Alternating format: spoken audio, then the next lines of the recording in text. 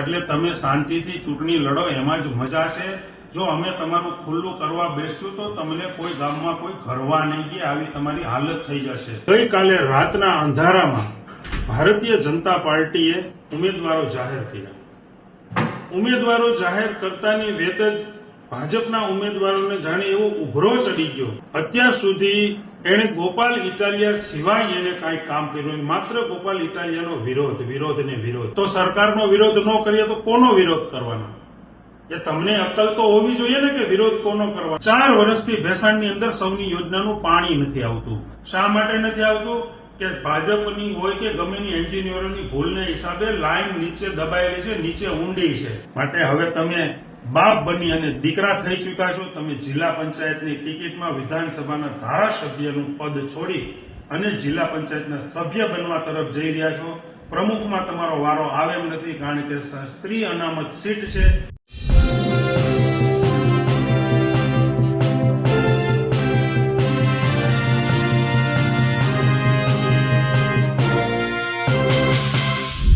સ્થાનિક સ્વરાજની ચૂંટણીઓ તો લડાઈ રહી છે, પણ 2-3 સેન્ટરો એવા છે જે હોટ સેન્ટર છે, ચર્ચિત સેન્ટર છે.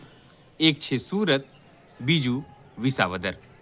કારણ કે સુરતમાં આમ આદમી પાર્ટી વિપક્ષમાં છે, તો વિસાવદરના ધારાસભ્ય એમના ગળમાં કઈ રીતે તેમને હરાવી શકાય તેના માટે ભાજપ પેતરા કરી રહી છે. અને આમ આદમી પાર્ટીના પૂર્વ ધારાસભ્ય ભૂપત ભાયાણીને ભેસાણની ટિકિટ અપાઈ છે. ત્યારે ભૂપત ભાયાણી હવે મેદાનમાં છે અને શું ગોપાલ ઇટાલિયાએ નથી કર્યું અથવા શું કરવા જેવું હતું તેની શીખ આપી રહ્યા છે. ત્યારે ગોપાલ ઇટાલિયાના સહયોગી હરેશ સાવલિયાએ તેમને આડે હાથે લીધા છે. નમસ્કાર, હું છું ચિંતામણી પુત્ર અનિલ પટેલ. સ્વાગત છે આપનું અમારા કાર્યક્રમમાં. આવો સાંભળીએ ભૂપત ભાયાણીને હરેશ સાવલિયાએ શું કહ્યું, કેવા પ્રકારના પ્રહારો કર્યા. મિત્રો, અત્યારે હાલ સ્થાનિક સ્વરાજ્યની ચૂંટણી આવી રહી છે. ચૂંટણી જાહેર થઈ ચૂકી છે. આમ આદમી પાર્ટીએ પોતાના ઉમેદવારો પણ જાહેર કરી દીધા છે અને ગઈકાલે રાતના અંધારામાં ભારતીય જનતા પાર્ટીએ ઉમેદવારો જાહેર કર્યા. ઉમેદવારો જાહેર કરતાની વેત જ ભાજપના ઉમેદવારોને જાણે એવો ઉભરો ચડી ગયો કે આખા વિસ્તારનું કલ્યાણ કરી દેવાનો હોય, આખા વિસ્તારમાં એને સેવા જ કરવી છે. આવા જ નકરા ઓડિયો અને વિડીયો બનાવી રહ્યા છે. એવામાં અમારા વિસાવદર વિધાનસભાના પૂર્વ ધારાસભ્ય ટીવીમાં હોય કે રોડ રસ્તા ઉપર હોય કે પોતાના મોબાઈલથી વિડીયો બનાવીને એવડી મોટી ફાકા ફોજદારી કરે છે, એની કોઈ સીમા નથી. અત્યાર સુધી એણે ગોપાલ ઇટાલિયા સિવાય એને કાંઈ કામ કર્યું, માત્ર ગોપાલ ઇટાલિયાનો વિરોધ ને વિરોધ. વિસાવદરના ધારાસભ્ય માન્ય ગોપાલભાઈ ઇટાલિયાએ કેટલા કામો કર્યા એ જનતા બહુ સારી રીતે જાણે છે. હું પૂર્વ ધારાસભ્યને પણ પૂછવા માંગીશ કે તમે પણ 1.5 વર્ષ ધારાસભ્ય રહ્યા, તમે વિસ્તારમાં કેટલા કામ કર્યા? ત્યારે તમને કામ નહોતા દેખાતા કે આ વિસ્તારમાં રોડ રસ્તાઓ ખરાબ છે, આ વિસ્તારમાં સૌની યોજનાનું પાણી લાવવું જરૂરી છે, આ તમને ત્યારે નહોતું દેખાતું? રાજીનામું આપ્યા પછી જયારે ગોપાલભાઈ ઇટાલિયા વિસાવદર વિધાનસભાના ધારાસભ્ય બન્યા એટલે તમને આ બધું માંડ્યું દેખાવા કે સૌની યોજનાનું પાણી લાવવું પડે એમ છે, રોડ રસ્તાઓ સારા કરવા પડે એમ છે. તો પૂર્વ ધારાસભ્ય શ્રી, હું તમને કહેવા માંગુ છું કે આ જે તમે ભેસાણ જિલ્લા પંચાયતની ટિકિટ લઈને આવ્યા છો અને મોટી મોટી ફાકા ફોજદારીઓ કરો છો કે ભેસાણમાં રોડ રસ્તાઓ કે વિસાવદરમાં રોડ રસ્તાઓ ખૂબ ખરાબ છે, એ કરવા જરૂરી છે. તો આગલી ટ્રમમાં તમે જ જિલ્લા પંચાયતના સભ્ય હતા, ગઈ ટ્રમમાં તમારા ભાજપના જ જિલ્લા પંચાયતના સભ્ય હતા, તો કેમ રોડ ન બન્યા? હવે તમે ટિકિટ લઈને આવ્યા એટલે તમને ખબર પડી કે રોડ રસ્તા ખરાબ છે. એ ખરાબ જ છે, એ ખબર જ છે એ ખરાબ છે. એટલે તમે કદાચ જીતીને આવો તોય કઈ આ ભેસાણને ઘોઘરો ઘડાવી દો એમ નથી. તમે તમારું જ કરવાના, કારણ કે તમે જ્યાં પ્લોટિંગ કર્યું ભેસાણમાં, ત્યાં જવા માટે તમે પ્રાઇવેટ પુલ બનાવી લીધો, એ પણ જિલ્લા પંચાયતની ગ્રાન્ટમાંથી.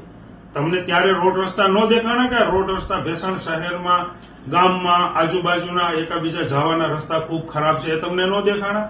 તો તમે તમારો પુલ તો બનાવી લીધો પ્રાઇવેટ પ્રોપર્ટીમાં, અને એ પણ ગ્રાન્ટમાંથી સરકારની. એટલે ખોટી વાતો કરોમાં. અને તમે એવું કહો છો કે ગોપાલભાઈ ઇટાલિયા જ્યારથી જીતા ત્યારથી સરકારનો જ વિરોધ કરે છે. તો સરકારનો વિરોધ ન કરીએ તો કોનો વિરોધ કરવાનો? એ તમને અક્કલ તો હોવી જોઈએ ને કે વિરોધ કોનો કરવાનો? તમે તો વિપક્ષનો વિરોધ કરો, તમારામાં તો અક્કલ જેવો છાંટો નથી. તમે વિપક્ષનો વિરોધ કરો છો. વિપક્ષના વિરોધ ન હોય, વિરોધ પક્ષ જ કહેવાય. વિપક્ષ એટલે વિપક્ષને વિરોધ જ કરવાનો હોય, એને જ વિપક્ષ કહેવાય. પણ હવે ખેર તમને તો એ કાંઈ અક્કલ આવવાની છે નહીં, કોનો વિરોધ કરવાનો છે, કોનો નથી કરવાનો. એટલે ખાસ જણાવવા માંગુ છું કે ખોટી ફાકા ફોજદારી કરવાની રહેવા દ્યો. તમારી તમામ પ્રકારની બધી મને ખબર છે. જેટલો હું જાણું છું એટલા તમને લગભગ કોઈ નહીં જાણતા હોય. તમને 2022ની ચૂંટણીમાં કોઈ ઓળખતું નહોતું વિસાવદર તાલુકાની અંદર, ત્યારે ગામડે ગામડે અમે તમને લઈને ગયા હતા. તમે ઘણી ફાકા ફોજદારીઓ કરી હતી, ઘણા વચનો આપ્યા હતા. મારી બહેનોને હું સિલાઈ મશીન આપીશ, હું જીતીશ તો હું ગામડે ગામડે આ કરાવીશ, હું અહીંયા સૌની યોજનાનું પાણી પહોંચાડીશ. જીતી ગયા અને ભાજપના ખોળે બેસી ગયા.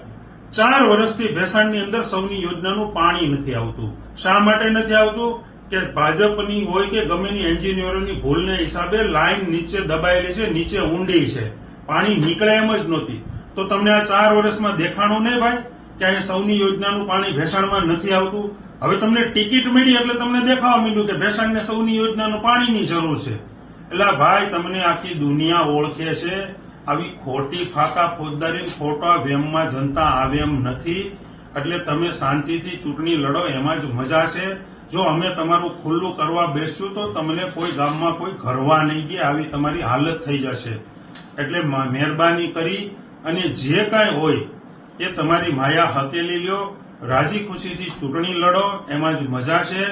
અને ઘણા બધા એવા પ્રશ્નો છે કે ભાજપ અત્યાર સુધી સત્તામાં રહી પણ આ ભેસાણનો, તમારી તાલુકા પંચાયત તમારી ભાજપની હતી, જિલ્લા પંચાયત તમારી ભાજપની હતી, ભેસાણની અંદર તાલુકા પંચાયતના સભ્યો ભાજપના, ભેસાણની અંદર જિલ્લા પંચાયતનો સભ્ય ભાજપનો, તો પણ કામ નથી થયું.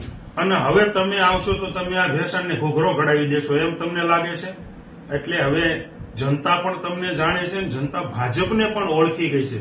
એટલે વિસાવદર વિધાનસભામાં તો તમને એક પણ સીટ નથી આવવાની. માત્ર ને માત્ર તમારે આવી ફાકા ફોજદારી કરવાની છે. તમારે માત્ર ને માત્ર માન્ય વડાપ્રધાન, માન્ય મુખ્યમંત્રી, માન્ય ગૃહમંત્રી આના વખાણ જ કરવાના, બાકી કાંઈ કરવાનું નથી. તમે શું કરવાના છો, તમે શું કરશો, નટાણું સુધી તમે શું કર્યું ઈ જો જનતાને બતાવો તો તમને ભાયડા ગણીએ કે નાના મરદના ફાડ્યા છે, આવ્યા ચૂંટણી લડવા. બાકી તમારે તો બધાના વખાણ કરવાના છે, તળિયા જ ચાટવાના છે, આના સિવાય કંઈ કરવાનું નથી. એટલે પૂર્વ ધારાસભ્ય વિસાવદરનાને વિનંતી છે કે ટીવી સામે આવી જાઓ કે મોબાઈલની સામે આવી જાઓ તો આવા ફાંકા મારવાનું બંધ કરો. વિસાવદરના ધારાસભ્ય ગોપાલભાઈ ઇટાલિયાએ જિલ્લા પંચાયતની સંકલન મિટિંગ જ્યારે જ્યારે થઈ ત્યારે હંમેશા પ્રશ્નો ઉઠાવ્યા છે. તાલુકા પંચાયતની સંકલન મિટિંગમાં યા તો એ પોતે ઉભા હોય યા તો પોતાના પ્રતિનિધિ એ સંકલન મિટિંગમાં બેઠા હોય અને તાલુકાના અને વિધાનસભાના પ્રશ્નો ઉઠાવ્યા છે. આવું તમે જો તમે જયારે ધારાસભ્ય હતા ત્યારે એક પણ મિટિંગમાં ક્યાંય ગયા હોય તો જરા જનતાને જણાવજો કે વિસાવદર અને ભેસાણની જનતા માટે તમે પ્રશ્ન ઉઠાવ્યા હતા. માટે હવે તમે બાપ બની અને દીકરા થઈ ચૂક્યા છો. તમે જિલ્લા પંચાયતની ટિકિટમાં વિધાનસભાના ધારાસભ્યનું પદ છોડી અને જિલ્લા પંચાયતના સભ્ય બનવા તરફ જઈ રહ્યા છો. પ્રમુખમાં તમારો વારો આવે એમ નથી, કારણ કે સ્ત્રી અનામત સીટ છે એટલે તમને એ લોલીપોપ છે, એટલે તમારો પ્રમુખમાં તો વારો નથી જ આવે એમ. અને તમને આ ભેસાણ જિલ્લા પંચાયતની જનતા, ખેડૂતો તમને ક્યાંય મત આપવા તૈયાર નથી. એટલે કારમી હાર થવાની છે. ખેડૂતો તમારી રાહ જોઈને જ બેઠા હતા કે ક્યારે ભૂપત ભાયાણી આવે, ક્યારે પૂર્વ ધારાસભ્ય આવે અને એને પાડી દઈએ. તો અત્યારે પણ જનતા એ જ આક્રોશમાં, ખેડૂતો એ જ આક્રોશમાં બેઠા છે. એટલે રાજી ખુશીથી શાંતિથી ટિકિટ મળી છે તો તમારા નસીબમાં હોય 500, 700 કે 1000 મત મેળવી લ્યો અને શાંતિથી ઘેરે બેસો એવી અપેક્ષા રાખીએ છીએ. હરેશ સાવલિયાની વાત સાંભળીને આપને શું લાગે છે? જરૂરથી અમારા કોમેન્ટ બોક્સમાં કોમેન્ટ કરજો. એ સિવાય અમારી યુટ્યુબ ચેનલ લાઈક કરો, સબસ્ક્રાઇબ કરો, બેલ આઇકન દબાવો. સાથે અમારી વેબસાઇટ છે www.gujaratpress.in. ત્યાં પણ જઈને તમે વધુ અપડેટ થઈ શકો છો. અત્યારે માટે આટલું જ. નમસ્કાર.